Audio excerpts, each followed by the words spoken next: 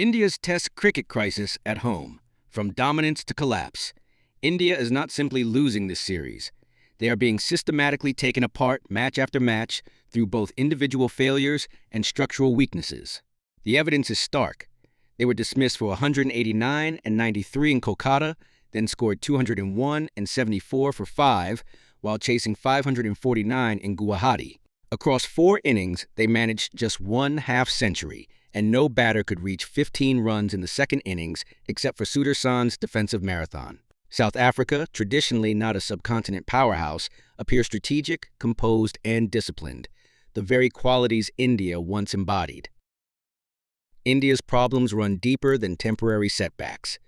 This represents years of accumulated failures in skill development, flawed selection decisions, and outdated tactical approaches.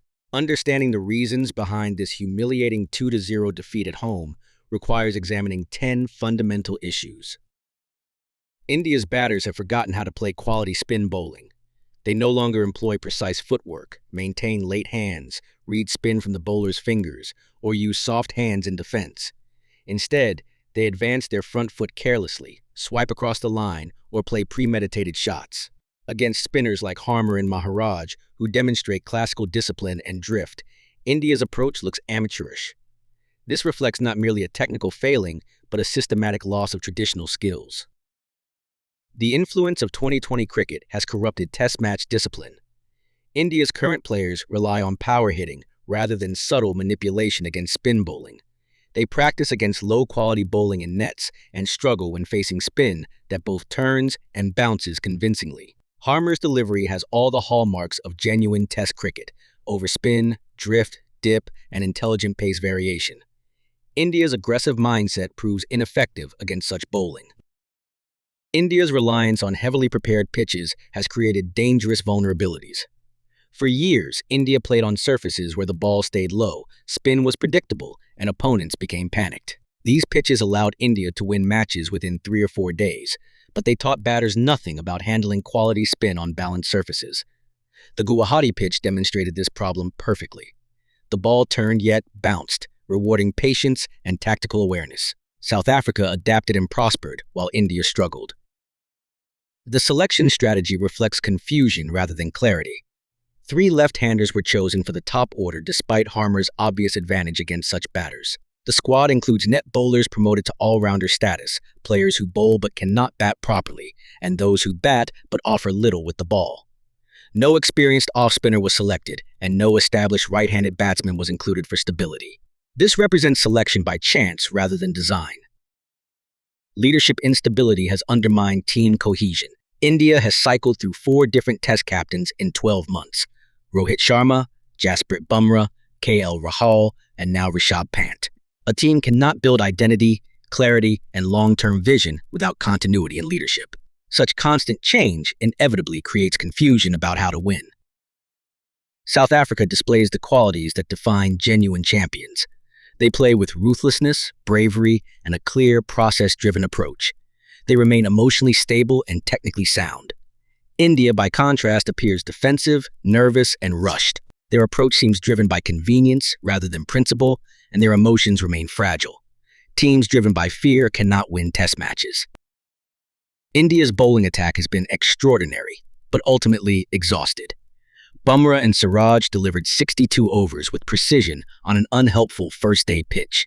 However, their efforts were undermined by poor fielding support, no attacking strategies, no scoreboard pressure creation, and batting collapses. Bowling alone cannot win test matches, especially when chasing such a large target. India's coaching approach has become disconnected from test cricket reality. The philosophy emphasizes technique aversion, data-heavy analysis, and relentless positivity while ignoring preparation for attritional cricket. South Africa, by contrast, trusts defense, patience, and the long game. India's mantra of backing intent and fearless cricket reflects limited overs thinking, not test match thinking. South Africa has consistently outthought India in every tactical battle. Harmer's bowling has dominated Pant, Jansen has targeted left-handers, Markram has used part-timers strategically, Stubbs has deployed new defensive techniques, and Mathusami has rotated intelligently. India responds with random field placements, desperate bowling changes, and no coherent batting plans. the team appears mentally defeated.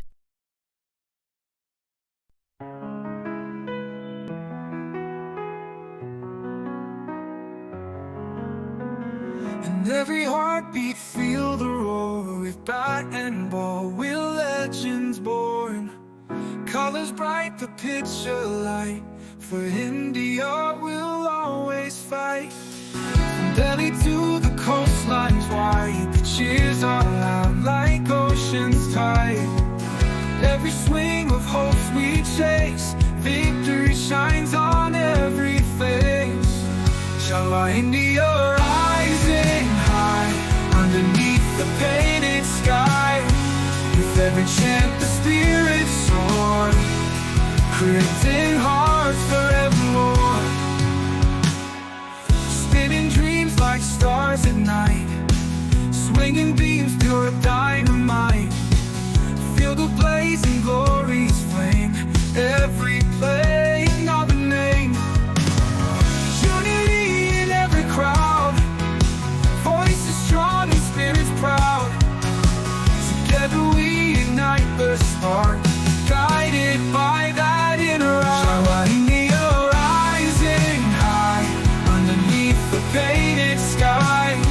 With every chant the spirits soar, creating hearts forevermore.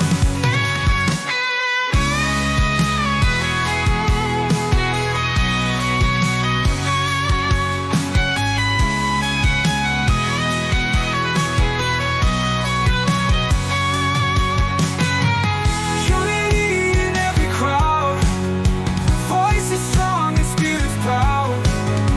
Together we ignite the spark, guided by that inner arc. Shala India rising high, underneath the painted sky. With every chant the spirit